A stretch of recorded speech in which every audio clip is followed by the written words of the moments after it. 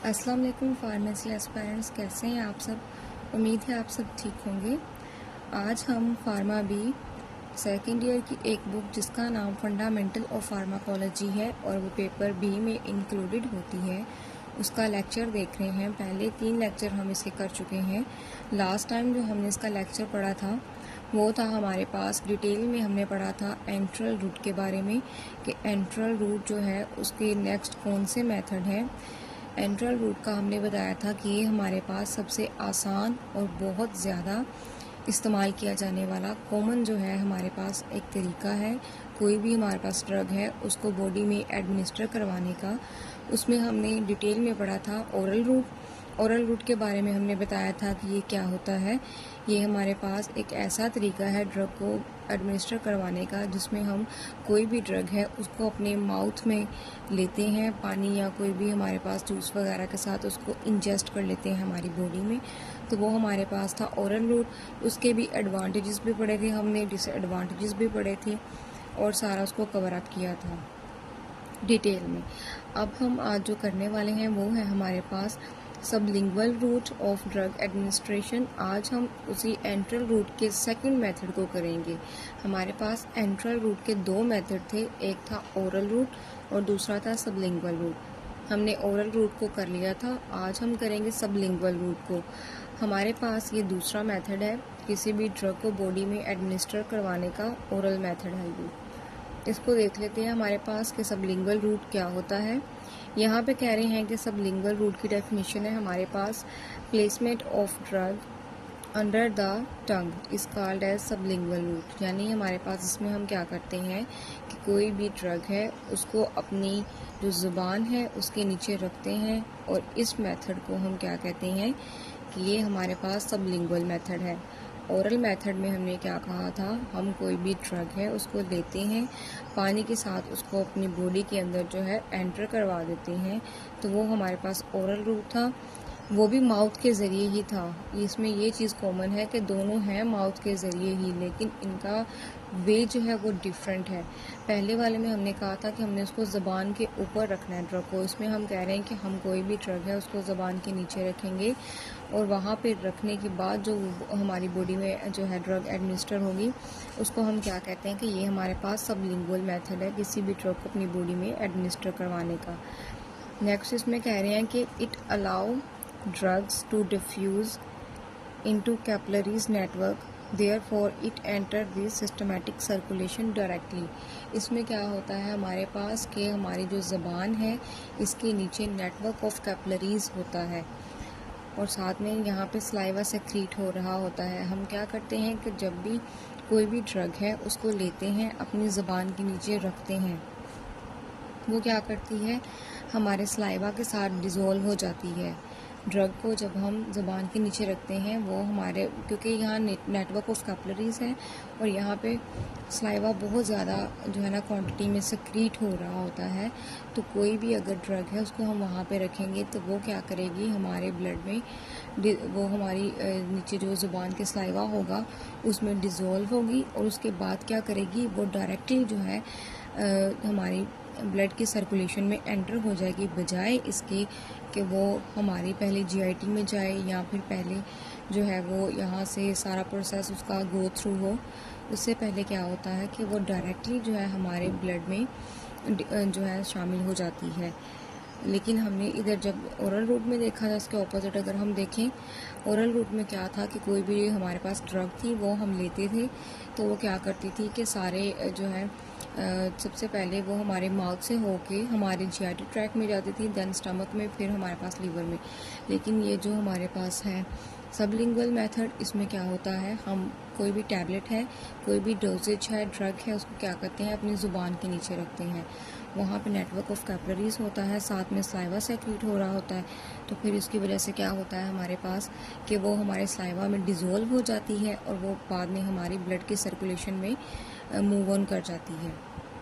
Sublingual route की example देखें तो हमारे पास इसके एग्जांपल में आ जाता है एंजाइना का पेन। एंजाइना का पेन क्या होता है हमारे पास, एंजाइना का पेन हमारे पास बेसिकली चेस्ट पेन होता है। वो किस वजह से होता है, वो हार्ट पेशेंट्स में ज़्यादा जो है ना कॉमन होता है। वो इस वजह से होता है कि हमारे पास जो हार्ट की तरफ वेन्स ब्लड लेके जा रही होती हैं उनमें जो ऑक्सीजन का लेवल है वो रिड्यूस हो जाता है, जिसकी वजह से हमारे जो है ना चेस्ट में पेन का थोड़ा सा इशू बनता है, जिसको हम कहते हैं ये एंजाइना का पेन है। तो बेसिकली ये जो हमारे पास सबलिंगुअल रूट है, इसमें एंजाइना का पेन का क्या है कि एंजाइना के पेन में ये होता है कि पेशेंट बहुत सवेयर होता है और हमें फास्ट और रैपिड जो है ना उसका मेडिसिन का अफेक्ट जो है वो करवाना पड़ता है। तो इस वजह से हम क्या करते हैं कि पेशेंट को सबलिंगुअल रूट के थ्रू जो है ना ये मेडिसिन देते हैं, ये ड्रग देते हैं, ताकि उसको फ़ौरन से जो है ना पेन से रिलीफ मिल जाए और कोई अफेक्ट ना हो। हम इसके एडवांटेजेस देख लेते हैं कि हमारे पास सबलिंगुअल रूट के एडवांटेजेस क्या हैं, फ़ायदे क्या हैं। सबसे पहला एडवांटेज है इसका रैपिड एब्जॉर्प्शन एंड इफ़ेक्ट। जैसा कि हमने ऊपर पढ़ा है कि हमारे पास कोई भी ड्रग है जो हम सबलिंगुअल रूट के थ्रू बॉडी में एडमिनिस्टर करवा रहे हैं, उसमें क्या होता है कि आपके पास आप वो ड्रग को अपनी ज़ुबान के नीचे रखते हैं, यानी या आपकी ज़ुबान के नीचे नेटवर्क ऑफ कैपिलरीज होता है, आप उसको वहाँ पे रखते हैं और फिर बाद में वहाँ पे जैसा कि हमें पता है कि सलाइवा की सेक्रीशन होती है और काफ़ी ज़्यादा अमाउंट में सेक्रीशन होती है, जिसकी वजह से हमारा जो भी कोई ड्रग है वहाँ पे वो फ़ौरन से उसमें डिज़ोल्व हो जाती है और फिर बाद में वो जाके फ़ौरन से हमारे सर्कुलेटरी सिस्टम में शामिल हो जाती है और वो अपना फिर रैपिड एक्शन जो है वो शो करवाती है। तो यही बात यहाँ पे कही गई है कि यहाँ पे जो भी हमारे पास ड्रग होगी जो हम सबलिंगुअली दे रहे होंगे किसी भी पेशेंट को, उसका रैपिड एक्शन होगा और रैपिड एब्जॉर्प्शन होगी, बजाय इसके in opposite to the oral route. उसका एक्शन भी जो है वो रैपिड होगा और उसका जो एब्जॉर्प्शन है ड्रग की वो भी जो है फास्ट होगी as compare to oral route. Oral route में थोड़ा टाइम लग जाता है, बॉडी में पहले ड्रग को एडमिनिस्टर करवाया जाता है मुंह के ज़रिए, फिर वो जीआईटी ट्रैक से होके गुजरती है, वहाँ जाके फिर आगे नेक्स्ट वो जो है हमारे स्टमक में जाती है जहाँ पे उसकी एब्जॉर्प्शन होती है, देन वो लीवर में जाती है, वहाँ पे मेटाबॉलिज्म का सारा प्रोसेस होता है और वो सारी चीज़ें होती हैं। तो वो स्टेप बाय स्टेप जो है हमारे पास बॉडी में जो है एडमिनिस्टर होती है, यहाँ पे ये डायरेक्टली जो है हमारी ब्लड में सर्कुलेशन में शामिल हो जाती है। इसकी एग्जांपल इन्होंने बताई है हमारे पास एंजाइना पेन के लिए जो हम यूज़ करते हैं, हमारे पास टैबलेट एंजीसिड, उसके बारे में यहाँ पे एग्जांपल दी जा रही है। जो एंजीसिड टैबलेट है, हमने ऊपर भी जैसा कि पहले भी हम इसके बारे में डिस्कस कर चुके हैं, ये हमारे पास चेस्ट पेन के लिए यूज़ होती है। जब आपकी वेन जो है वो हार्ट की तरफ जो ब्लड को लेके जा रही हैं उनमें ऑक्सीजन लेवल लो हो जाता है, उसकी वजह से आपको सीवियर जो है चेस्ट पेन वगैरह का इशू होता है, तो आपको फौरी तौर पे उस चीज़ से रिलीफ देने के लिए एंजीसिड टैबलेट दी जाती है आपकी सबलिंगुअल रूट को फॉलो करते हुए, जिससे आपको रैपिड जो है फौरी आराम आता है। आगे हमारे पास जो है सेकंड इसका एडवांटेज वो क्या है, इसका सेकंड एडवांटेज ये है कि नो फर्स्ट पास्ट इफ़ेक्ट, यानी कि हमने जैसा कि पहले उसमें पढ़ा था हमारे ओरल रूट में कि वहाँ पे फर्स्ट पास्ट इफ़ेक्ट होता है, यहाँ पे क्यों नहीं होता। हमने बताया कि हमारे पास फ़ौरन से जो है सबलिंगुअल वे में हम देते हैं, नेटवर्क ऑफ कैपिलरीज है हमारी ज़ुबान के नीचे, सलाइवा की सेक्रीशन होती है वहाँ पे।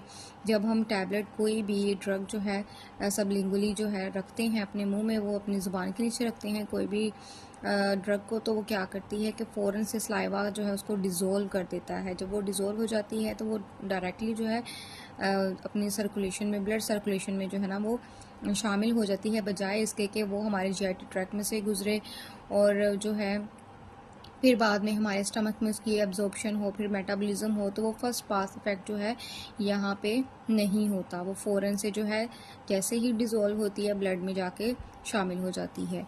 इसका थर्ड हमारे पास जो है, इसमें ये सारे जो प्रोसेस हैं हमारे पास, जैसा कि हम कहते हैं कि कोई भी ड्रग हम ले रहे हैं वो हमारे जीआईटी में जाती है, ये सारे जो हैं इवेंट्स ये बाद में होते हैं, तो इसीलिए हम कहते हैं इसका जो है ना फर्स्ट पास्ट इफेक्ट जो है वो लो होता है as compare to oral route. Oral route में जो है डायरेक्टली वो सारे प्रोसेसेस हो रहे होते हैं और उसका जो है फर्स्ट पास्ट इफेक्ट वो रैपिड होता है, और सबलिंगुअल का स्लो होता है। स्लो कैसे होता है, पहले ये ब्लड की सर्कुलेशन में जाती है, फिर बाद में जो है ये बाकी सारे प्रोसेसेस के थ्रू जो है मेटाबोलाइज होती है एंड में जाके हमारे लीवर में। तो इसीलिए हम कहते हैं कि इसका नो पास इफेक्ट या फिर स्लो पास इफेक्ट होता है। आगे हमारे पास इसका डिसएडवांटेज है लेस चांस ऑफ इन्फेक्शन, यानी कि अगर हम कोई भी ड्रग है उसको सबलिंगुअल रूट से ले रहे हैं तो इसमें लेस चांस होता है इन्फेक्शन का, इन्फेक्शन के चांसेस बहुत ज़्यादा रिड्यूस हो जाते हैं। नेक्स्ट हमारे पास एडवांटेज है bio availability is less than oral route. हमारे पास जो बायो अवेलेबिलिटी होती है किसी भी ड्रग की, वो इस चीज़ पे डिपेंड करती है कि आपके पास उस ड्रग का इफ़ेक्ट कितना आता है, यानी आपको वो कितना आराम देती है, रिलीफ देती है। यहाँ पे हम बता रहे हैं कि इसकी बायो अवेलेबिलिटी जो है वो ओरल रूट से भी ज़्यादा कम होती है। कैसे कम होती है, हमने उसमें पढ़ा था हमारे पास ओरल रूट में कि वहाँ पे भी जो हमारे पास बायो अवेलेबिलिटी थी किसी भी ड्रग की वो 100% नहीं थी। क्यों नहीं थी? क्योंकि जैसा कि हमें पता है ओरल रूट में भी हमारी जो ड्रग है वो बॉडी में जाती है, जाने के बाद वो सबसे पहले तो वो गुजरती है जीआईटी ट्रैक से, फिर स्टमक में जाके उसकी एब्जॉर्प्शन होती है, फिर वो जाती है हमारे पास लीवर में, वहाँ जाके उसकी जो है तोड़ फोड़ होती है जिसको हम कहते हैं मेटाबॉलिज्म। तो वहाँ पे जाके उसकी मेटाबॉलिज्म होती है, देन वो जो है उसका फिर वो आगे प्रोसेस जो भी है वो होता है, जैसे कि वो अपने बाइंडर के ऊपर जो है वो बाइंड करती है, फिर उसको एक्टिवेट करती है, फिर वो इफेक्ट शो करवाती है। तो इन सारे प्रोसेसेस में से जब वो गुजर रही है कोई भी ड्रग, तो उसको बहुत सारे जो है फेजेस में से गुजरना पड़ता है, जिसकी वजह से उसकी बायो अवेलेबिलिटी जो है वो कम हो जाती है। तो यहाँ पे भी यही हिसाब है कि बायो अवेलेबिलिटी जो इसकी है, इसकी बायो अवेलेबिलिटी जो है वो ओरल रूट से भी कम होती है। आगे हम कहते हैं हमारे पास onset of action rapid then the oral root.